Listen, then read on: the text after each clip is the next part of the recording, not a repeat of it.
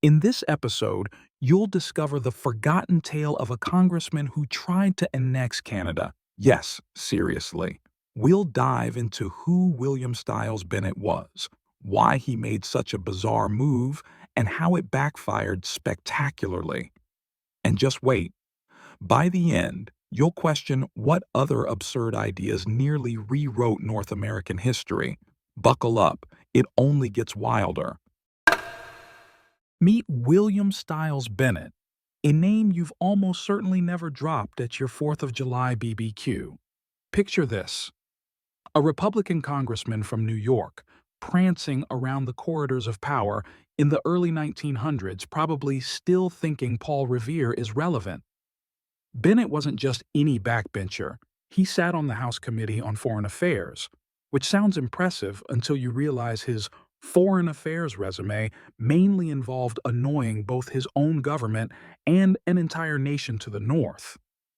In February of 1911, Bennett didn't just float a weird idea. He actually put to Congress a resolution to kick off talks with the British about shoving Canada straight into the American Union. That's right. While everyone else obsessed over tariffs and trade, Bennett was busy scribbling manifestos on how to make the maple leaf stars and striped. Why would a congressman from New York suddenly want to annex Canada? No war, no conflict, not even a good hockey rivalry. Just one February morning in 1911, William Styles Bennett stood up in Congress and proposed folding Canada into the United States, like it was up for grabs on eBay. What possessed him? Dig a little deeper, and you'll find it wasn't love for maple forests or Mounties. Bennett, a textbook protectionist, saw the proposed trade agreement with Canada, the Reciprocity Treaty, as a Trojan horse wheeled in by polite smiles and free wheat. He feared American industries were being set up for a quiet economic ambush, death by 1,000 duty-free cuts. So, in true Washington fashion, he didn't aim to amend the deal. He went full conquest, but here's the twist. Bennett didn't seriously want Canada. He wanted fear. His annexation stunt? A political scarecrow meant to kill the treaty, not claim the territory. And it worked. What kind of political stunt makes a nation panic? Start with timing. In the early 1910s, North America wasn't at war, but you wouldn't know it from the rhetoric flying around Congress. William Styles Bennett's call to annex Canada didn't come from nowhere. It hit the floor just as U.S.-Canada trade talks were heating up, and people were nervously watching Washington. Was this guy serious? Behind the dramatics stood an old idea sporting a new disguise. American expansionism, manifest destiny, dressed in economic anxiety. To Bennett and his ilk, the real threat wasn't just lower tariffs. It was cultural contamination, the slow bleeding of American identity into some polite, maple-flavored hybrid. So he went loud.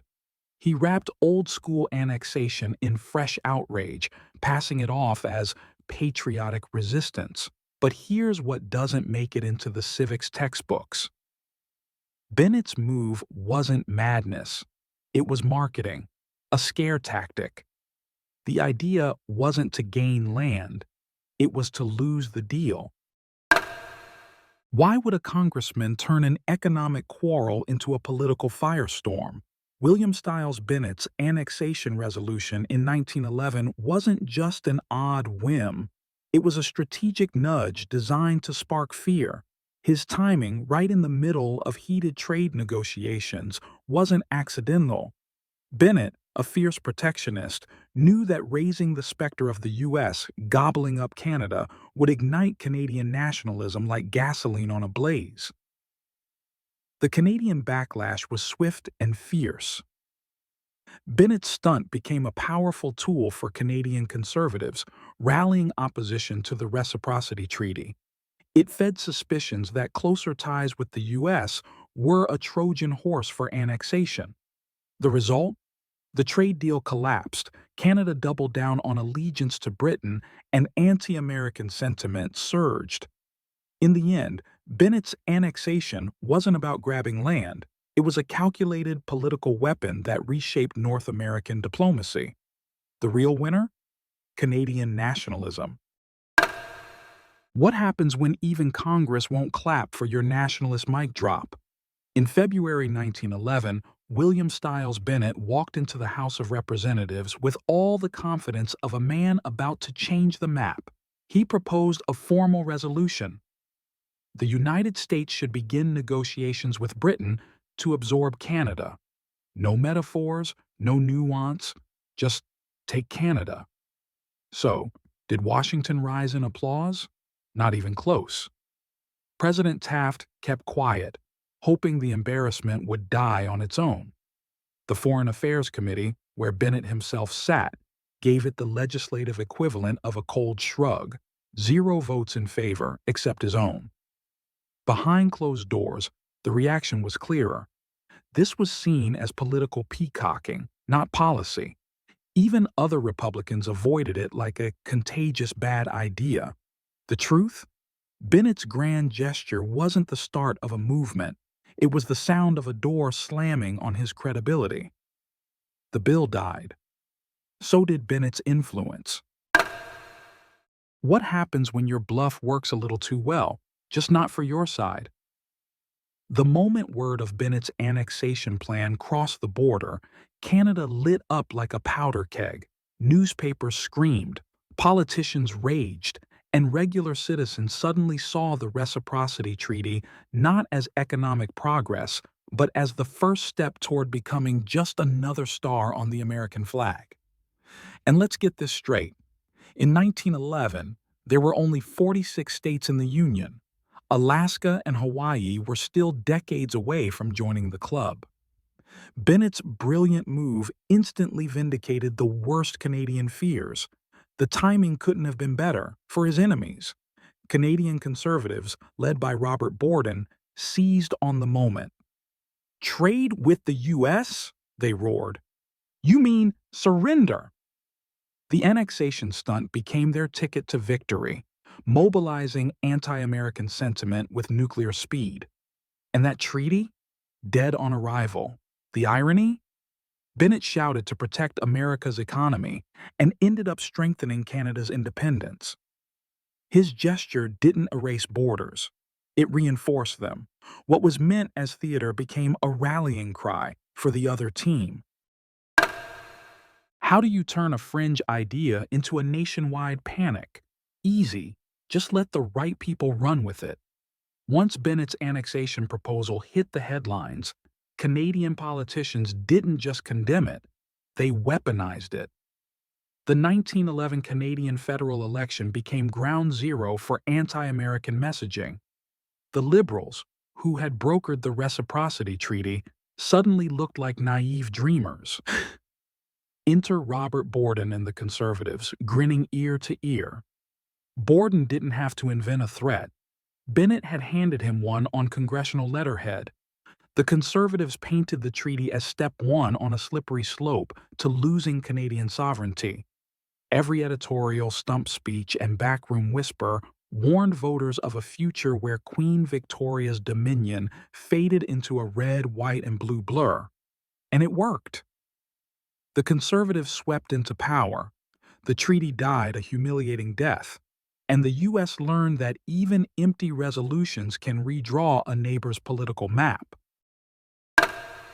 What happens to a political arsonist when the fire doesn't spread? William Stiles Bennett might have dreamed of headlines, influence, maybe even a cabinet post someday, but reality snapped shut fast. His Canada grab bag stunt earned him attention, sure, but not the good kind.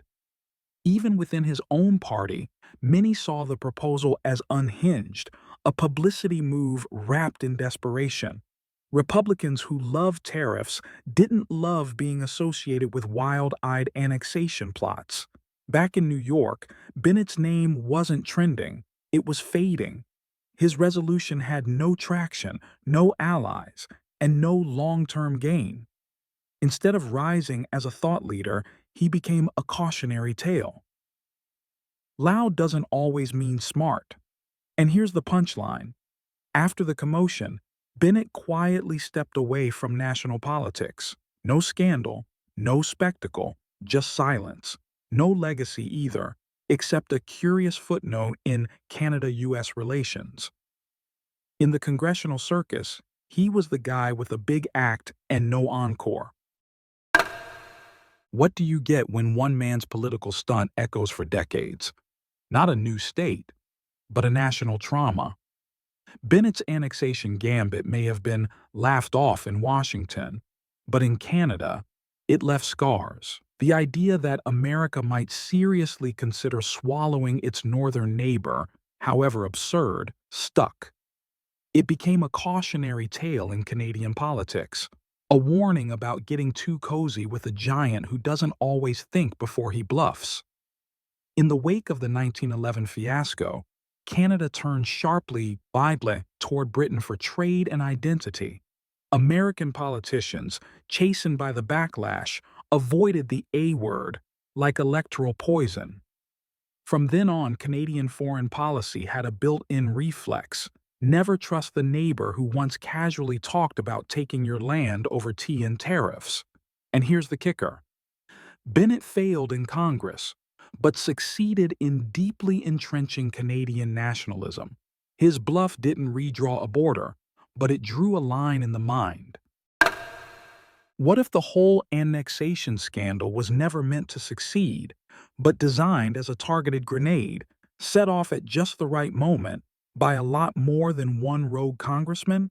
Bennett's spectacularly timed outburst wasn't just personal grandstanding.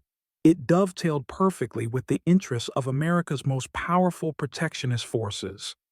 In 1911, the GOP's industrial and agricultural blocs, especially those wary of prairie wheat and Canadian raw materials flooding U.S. markets, had everything to lose from a freer trade deal. Factory owners, nativist politicians, and well-placed lobbyists in the national policy mold weren't just happy to see the treaty die, they needed it gone. Why? Free trade meant competition, potentially lower prices, and the unraveling of tariff walls that kept American capital and jobs at home. Everyone who'd built fortunes or political careers on keeping Canada at arm's length, industrialists in the steel, textile, and manufacturing sectors, as well as their unionized workers, were eager to see the deal collapse. The bonus? A full-on Canadian panic provided not just a barricade against reciprocity, but a wave of nationalist backlash north of the border, guaranteeing Ottawa's doors would slam shut on U.S. offers for years. So ask yourself, was Bennett just a congressional lone wolf, or the convenient public face for a protectionist campaign that got exactly the reaction it hoped for? His proposal fell flat in D.C., but succeeded in blowing up a trade deal and turbocharging anti-American sentiment in Canada. Looks a lot less like failure and a lot more like political precision. Even a century later, the ripple never really stopped. Bennett's little annexation adventure might have died in committee, but its aftershock still haunts Canadian politics. Every time an American politician today flirts with expansionist rhetoric or even jokes about buying parts of Canada, the reaction up north is swift, loud, and fiercely patriotic. It's not just about policy anymore. It's history, trauma. Somewhere deep in Canada's national muscle memory is the fear of being swallowed by a neighbor too large and too casual. And that's the real legacy. Bennett's theatrics turned into mythology. Canadian textbooks remember it. Political campaigns dust it off when needed. Even in the world of memes and media, annexation gags get attention because the idea, absurd as it was, hit a nerve that never quite healed.